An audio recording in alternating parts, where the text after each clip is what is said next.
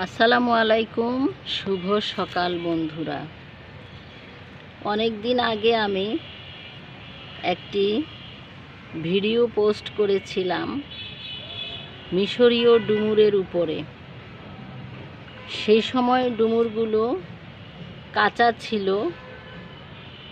ধরেছিল যখন, বেশি বয়স হয়নি, তখন ভিডিওটা করেছিলাম। পরে বলেছিলাম যে আমি আপডেট দিব। আলহামদুলিল্লাহ, আজকে ছাদ বাগানে এসে দেখি ডুমুরগুলো পুরোই পেকে গেছে। এই যে একেবারে রসে টসটসে হয়ে এই যে ঝরে পড়ল। আরেকটাও পেরে নিব। ডুমুরটা আলহামদুলিল্লাহ অনেক বড়। এখন খেলে পরে বোঝা যাবে যে এটা কেমন মিষ্টি হয়।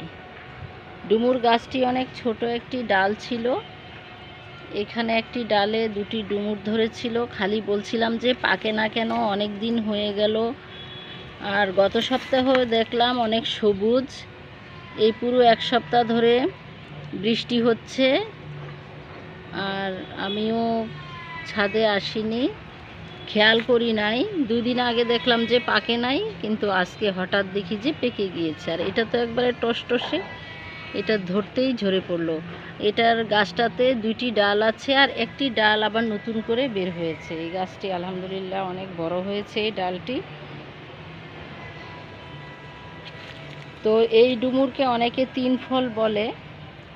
আর আমি যেহেতু গাছটাকে নেয়ার সময়ই শুনেছি যে এটা মিশরীয় ডুমুর গাছ, সেজন্য আমি এটাকে মিশরীয় ডুমুরই বলছি। ডুমুর যে তিন ফল বা আলাদা আছে কি না এটা জেনে আমি আপনাদেরকে ডেসক্রিপশানে জানাবো।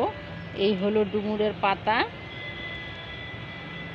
কয়েকটা ভাগে বিভক্ত পাতা, আর অনেকটা প্রায় ঢেঁড়স গাছের মতো মনে হয়। তো এইখানে ডান দিকে আরেকটি ছোট ডাল গজিয়েছে। মোট হচ্ছে এইখানে পুরনো ডাল দুইটি, নতুন ডাল দুইটি। এটা অনেক বড়, আর একটা ছোট, আরেকটা চারা আছে, বোতলে দেখিয়েছিলাম। তো আপনারা ছাদ বাগানে এরকম ড্রামে বা বড় টবে, হাফ ড্রাম হলে অবশ্যই ভালো, 3 গাছ লাগাতে পারেন এবং 3 ফল বা এই ডুমুর ফলটা, মিশরীয় ডুমুর ফল খেতে পারেন। অতি সহজেই এটা হয়, ডাল কাটিং থেকেই চারা হয়। নার্সারি থেকেও চারা সংগ্রহ করতে পারেন। আপনারা নিজের হাতের গাছের ফল খান এবং সুস্থ থাকুন।